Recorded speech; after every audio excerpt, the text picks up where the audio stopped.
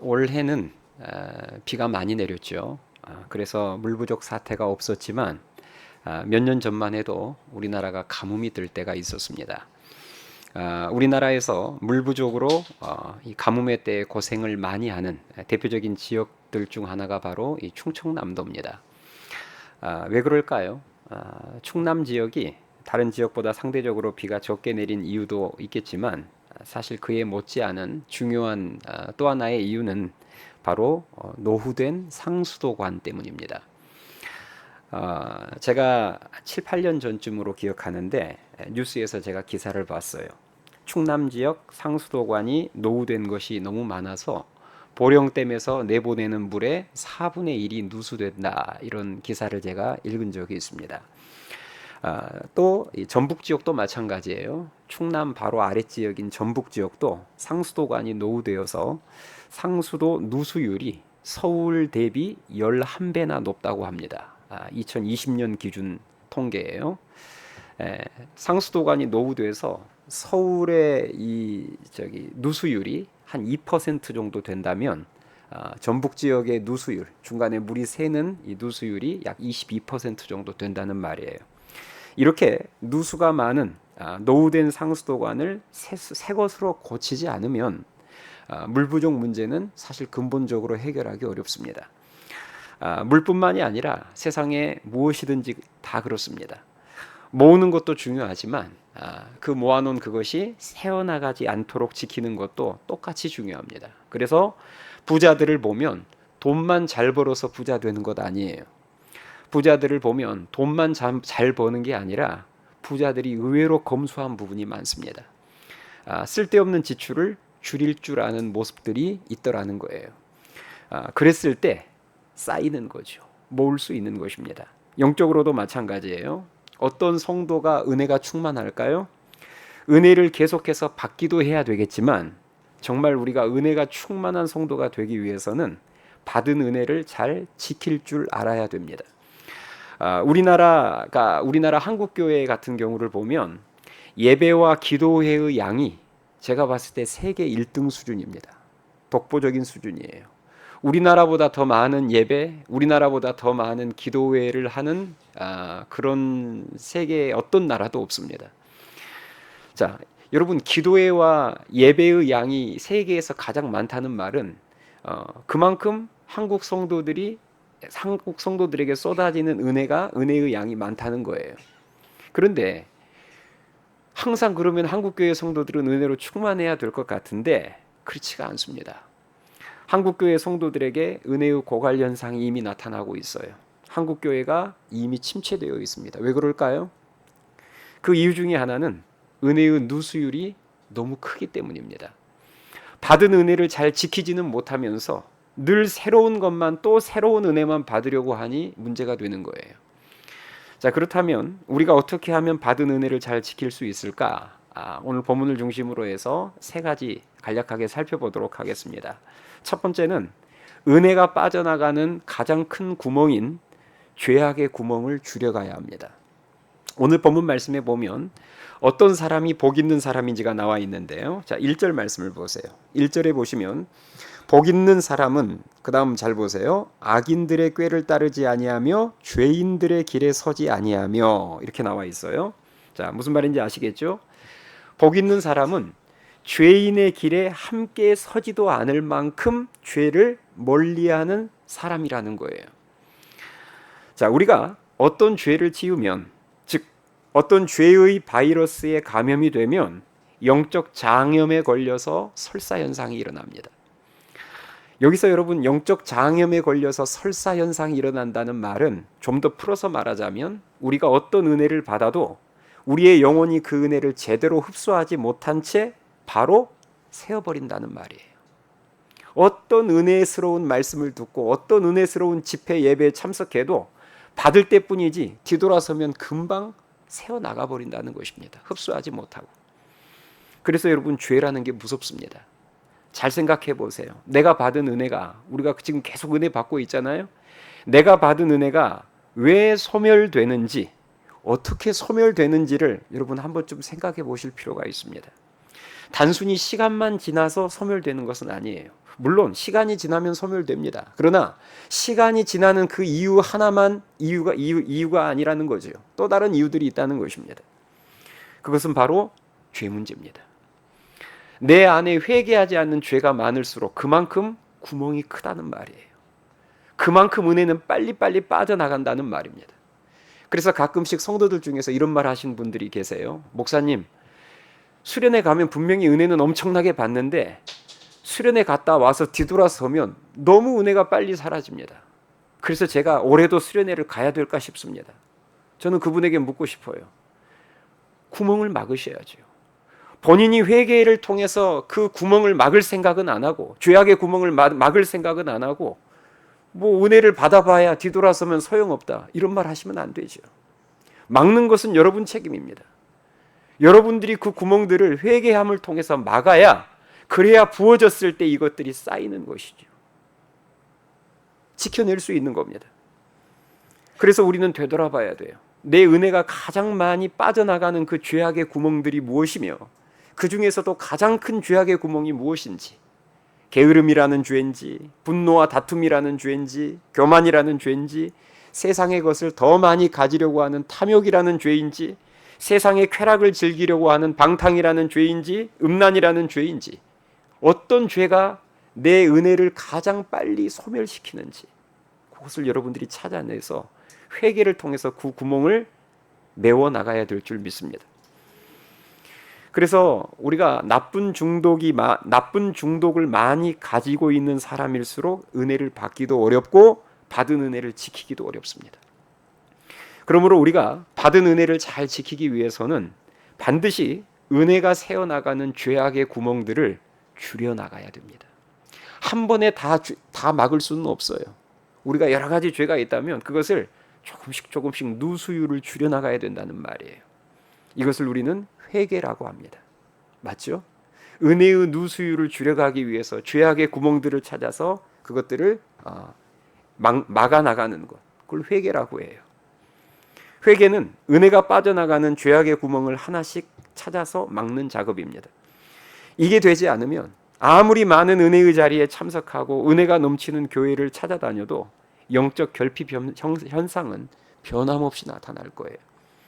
오늘 초등부, 중등부, 고등부가 성경 캠프를 마치고 제가 보니까 은혜로 충만해져서 돌아왔어요. 마귀는 우리 학생들이 받은 은혜를 최대한 빠른 시간 안에 빼앗아 버리기 위해서 빠른 시간 안에 죄를 짓도록 유혹할 거예요. 맞죠? 죄를 지으면 그 죄의 구멍으로 은혜는 순식간에 빠져나가 버립니다. 그러므로 여러분이 먼저 은혜가 빠져나가는 그 죄악의 구멍을 찾아내서 이 시간, 이 예배 시간에 다시 한번 간절히 회개함으로 말미암아 그 구멍을 막아야 될 줄 믿습니다. 그래서 은혜의 누수율을 최대한 줄여서 받은 은혜들을 더 오랜 시간 잘 지켜내야죠. 그것들이 아름다운 삶의 열매로까지 이어지게 될 줄 믿습니다. 바라기는 은혜만 많이 받으려고 하지 마시고 받은 은혜가 쉽게 빠져나가는 죄악의 구멍을 찾아내서 회개하심으로 더 충만한 은혜를 누리실 수 있기를 주님의 이름으로 축원합니다. 우리가 받은 은혜를 잘 지키기 위해서 두 번째로 필요한 게 뭐냐? 바로 묵상입니다. 오늘 본문 말씀을 보면 복 있는 사람은 하나님의 말씀을 주야로 묵상하는 자다 이렇게 나오는데요. 자, 2절 말씀을 보세요. 자, 2절을 같이 읽겠습니다. 시작. 오직 여호와의 율법을 즐거워하여 그의 율법을 주야로 묵상하는도다. 아멘. 예. 이게 복 있는 자라는 거예요. 하나님의 말씀을 즐거워해서 그 말씀을 잠깐 읽고 잠깐 생각하는 게 아니라 주야로 실시간으로 계속해서 묵상한다, 생각해 본다는 거예요. 여러분 여기서 이 묵상이라는 단어가 나오죠. 묵상이라는 단어의 어원을 살펴보면 되새김질하다라는 의미가 내포되어 있습니다. 여러분 되새김질하면 생각나는 가축 있죠. 소. 소가 대표적으로 이렇게 풀을 씹어서 삼킨 다음에 그것을 할 일 없으면 다시 꺼내서 할 일 없으면이 아니라 실시간으로 그것을 다시 꺼내서 또 되씹어서 또 삼키죠. 이 되새김질이라고 합니다. 우리에게도 소와 같이 듣고 읽었던 말씀을 계속 꺼내어서 다시 생각해 보는 그 묵상이 있어야 된다는 거예요. 이번 주일 며칠 전이죠. 3일 전에 주일에 들었던 청장년 예배 설교 말씀 뭔지 여러분 생각나세요? 제목이라도, 설교 제목이라도. 네.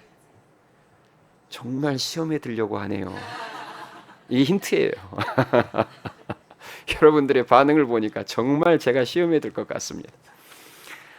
여러분, 주일에 예배 드리고 주일에 말씀을 듣고 월요일만 되면, 하루만 지나면 머리가 완전히 새로워지죠. 주일이 지나갔으니 보라 새 것이 되었도다. 네. 여러분, 들었던 말씀을 너무 빨리 잊어버린다는 것은 묵상이 없었다는 말입니다. 우리는 받은 은혜를 너무 쉽게 잊어버리고 뒤돌아서서 또 새로운 은혜를 찾습니다. 그래서 은혜를 잘 지키기 어려운 거예요. 그래서 충만하기가 어려운 것입니다. 그러므로 우리는 묵상을 반드시 훈련해야 돼요. 이 자리에 우리 캠프 다녀온 우리 주일학교 학생들 꽤 많이 앉아 있는데요. 이번 성경 캠프를 통해서 받은 은혜를 여러분들이 잘 오랫동안 지키고 싶다면 반드시 묵상하셔야 됩니다. 다시 생각해 봐야 돼요. 이번 캠프 때 목사님에게 듣고 배웠던 말씀들을 여러분들이 꼭 다시 생각해 보세요. 어떻게 꼭 다시 생각해 볼 수 있을까요?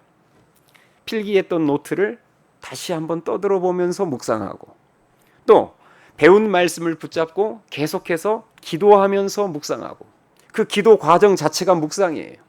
내가 들었던 말씀을 붙잡고, 아까 간증 중에 저는 하루에 100시간 기도하겠습니다. 제가 들었어요. 예, 접수했어요. 100시간. 모 학생이 100분이에요. 예. 저쪽에서 막 이렇게 벌써 미안해요. 100분. 예. 하루에 100분이라고 제가 아까 들은 것 같아요. 예. 아무튼 아까 보니까 한 학생만이 아니라 몇 명의 학생들이 기도 결단을 많이 했는데, 캠프 때 이번에 들었던 말씀을 가지고 여러분들이 이제 기도하러 내일 모레 계속 나오면 그 적어놨던 노트를 딱 펼쳐놓고 그것을 기도 제목 삼아서 기도할 때 그게 굉장히 좋은 묵상입니다. 그 묵상이 될 때 말씀의 은혜를 지키는 거죠. 쉽게 놓치지 않는 거예요. 또 어떻게 하면 우리들이 묵상할 수 있을까요? 내가 받은 은혜를 나누는 것입니다. 오늘 지금 5명의 우리 학생들이 나와서 나눴는데, 오늘 이 앞에 나온 학생들이 아니라 할지라도 다른 학생들이 집에 가서도 엄마 아빠에게, 가족들에게 나누세요. 나누면 그 나눔 자체가 묵상이 됩니다. 왜냐하면 여러분 나눠보시면 아실 거예요. 결국 나누려면 내가 다시 한번 생각해야 되고 다시 정리를 해야 되거든요. 이 과정 자체가 묵상입니다. 지금 우리 교회가 큐티하고 있는데요. 제가 그동안 저 역시도 목사이기 전에 한 성도로서 그동안 제가 큐티를 하면서 제가 깨달은 중요한 큐티에 관련된 팁들 중에서 하나가 이것입니다. 큐티를 쉬지 않고 하는 것도, 날마다 빠뜨리지 않고 하는 것도 중요하지만 더 풍성한 은혜가 넘치는 큐티 생활이 되게 하기 위해서는 매일 안 빠뜨리는 것만 중요한 게 아니라 아침에 큐티를 하잖아요. 그리고 난 다음에 하루에 적어도 한두 번 정도는 그 말씀을, 내가 아침에 큐티했던 것을 다시 마음속에서, 머릿속에서 꺼내어서 한두 번만이라도 다시 묵상해 보는 것입니다. 저는 제 경험상 이게 참 중요하다는 것을 알았어요. 왜냐하면 대부분 성도들이 아침에 큐티 한번 딱 하고 밴드에다가 나눔을 딱 올리고 나면 다 이루었다. 다 이루었다. 그리고 그 이후로 다시는 생각하지 않는 거예요. 그러니까 무슨 말이냐면 묵상이 없는 거죠. 그러다 보니까 그 순간에는 은혜를 받는데 뒤돌아서면 순간 증발해 버리는 거예요. 받은 은혜가 오랫동안 머무르지 못하고. 그래서 여러분들이 한번 도전해 보세요. 제가 방금 말씀드리는 것도 저도 시행착오를 통해서 제가 깨닫게 된 거예요. 어디 책 보고 제가 알게 된 게 아니라, 내가 아침에 큐티했던 것을 낮 시간에, 오후 시간에 딱 한두 번이라도 좋으니까 그것을 한번 다시 꺼내서 다시 묵상해 보는 거예요. 그런데 거기에다가 플러스 오늘 하루에 내게 일어난 수많은 사건, 사고와 연결시켜서 아침에 큐티했던 내용들을 접목시켜서 묵상해 보면 훨씬 좋습니다. 이러면 정말 은혜가 배가 되고 그리고 굉장히 은혜가 오래 갑니다. 한번 도전해 보세요. 그리고 또 이 우리가 묵상에 있어서 중요한 도움이 되는 것이 아까 앞서 말씀드린 것처럼 나눌 때의 나눔 자체가 묵상이 되고, 두 번째는 그 말씀을 붙잡고 기도할 때 기도하면서 그 말씀이 다시 한번 묵상이 되고, 기도할 때에 그 묵상했던 말씀을 실천할 수 있는 능력도 부어짐을 믿으실 수 있기 바랍니다. 바라기는 나눔과 기도를 통해서 받은 은혜와 말씀들을 여러분들이 잘 묵상하셔서 보다 은혜로 충만한 성도님들이 될 수 있기를 주님의 이름으로 축원합니다. 마지막으로 우리가 은혜를 잘 지키기 위해서 필요한 것은 말씀에 대한 실천과 순종입니다. 말씀을 묵상하는 최종 목표도, 묵상 자체가 최종 목표가 될 수는 없어요. 묵상은 과정입니다. 어디로 가는 과정일까요? 실천과 순종으로 가는 과정이에요. 결국 우리가 말씀을 읽고 묵상하는 것도 결국 최종 목표는 실천하기 위해서, 순종하기 위해서인 줄 믿습니다. 우리가 듣고 배운 말씀에 순종하는 순간 드디어 그 말씀은 진짜 빼앗기지 않는 나의 말씀이 됨을 믿으실 수 있기 바랍니다. 실천하고 순종하는 순간 빼앗기지 않는 진짜 내 말씀이 되는 거예요. 과거 내비게이터라는 선교단체에서 이런 비유를 쓰는 적이 있어요. 말씀을 우리가 읽잖아요. 자, 이게 하나님 말씀인데 우리가 말씀을 읽게 되면, 읽기만 하면 엄지손가락과 검지손가락, 이 두 손가락으로 말씀을 잡는 것과 같다는 거예요. 읽기만 하면. 자, 두 손가락으로 이렇게 말씀을 잡고 있으면 마귀가 쉽게 빼앗을 수 있어요, 없어요? 네, 쉽게 빼앗을 수 있어요. 근데 만약에 우리가 말씀을 읽고 나서 그것을 몇 번 더 묵상을 하잖아요. 그러면 세 손가락으로 말씀을 잡고 있는 것과 같다는 거예요.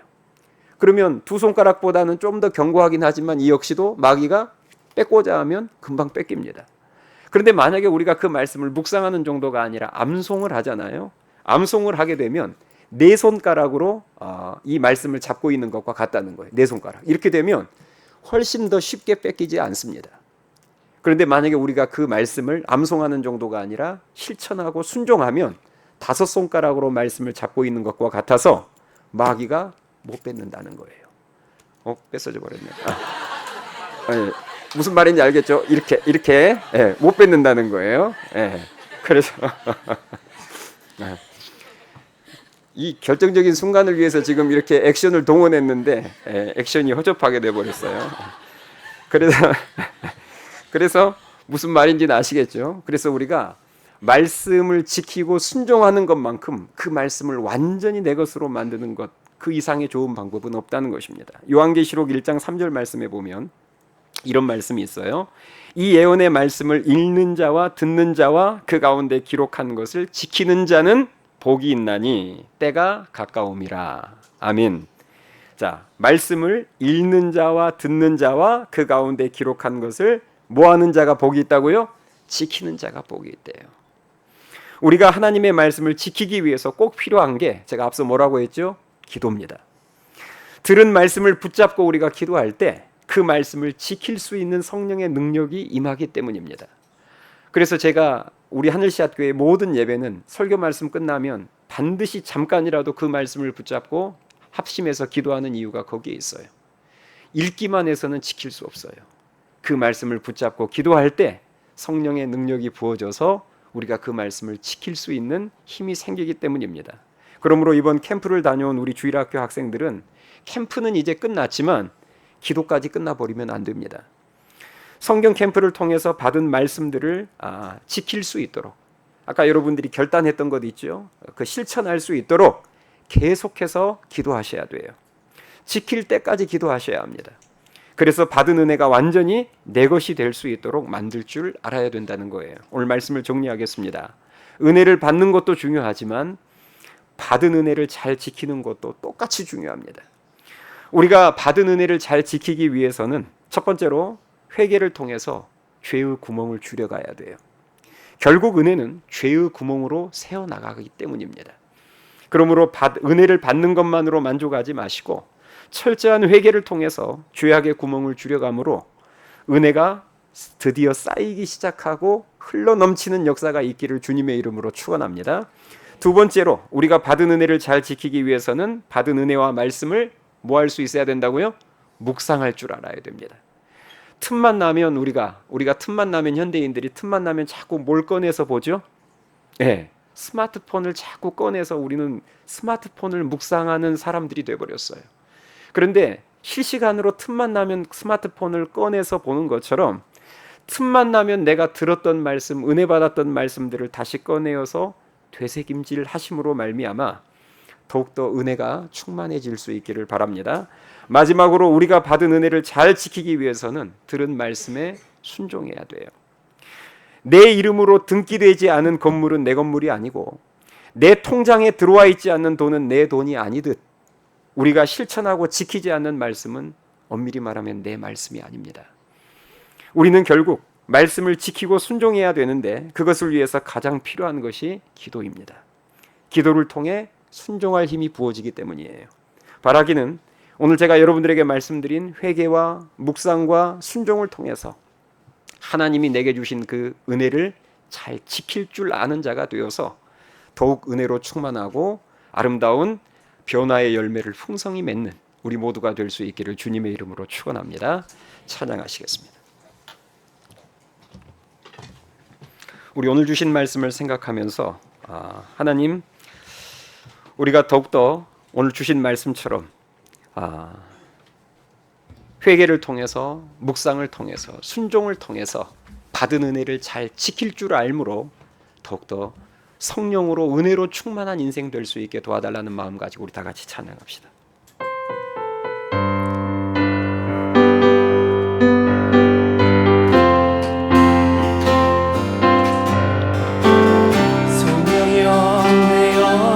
충만케 하소서, 충만케 하소서.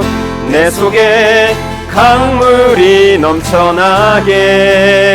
성령이여 내 영혼을, 성령이여 내 영혼을 충만케 하소서. 내 속에 강물이 넘쳐나게.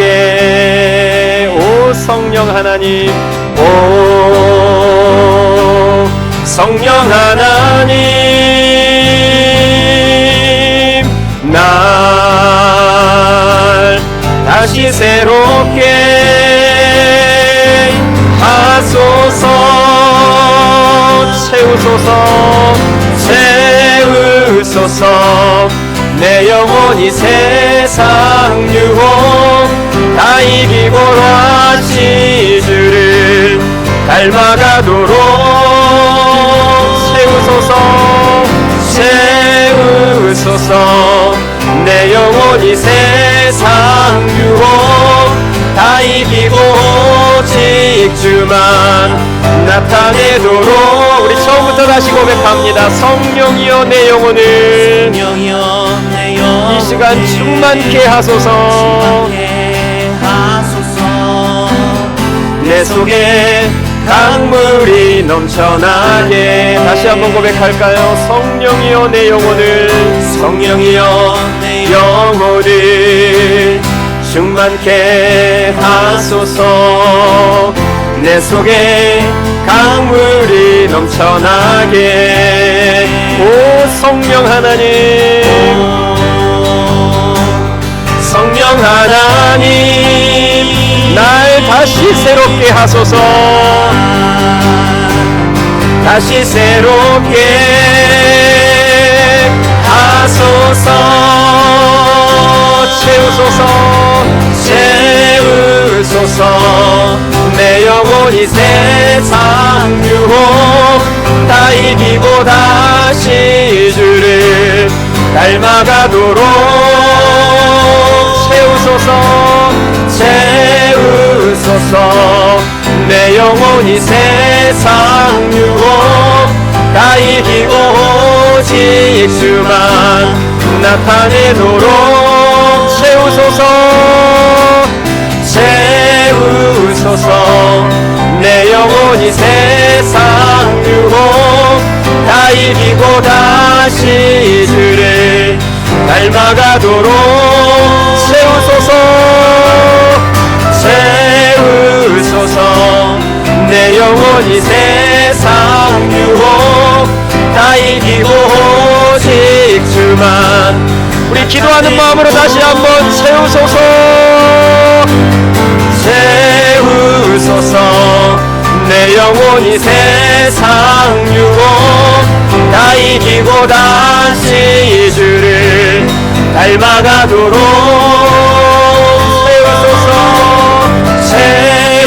세우소서 내 영혼이 세상 유혹 다 이기고 오직 주가 나타내도록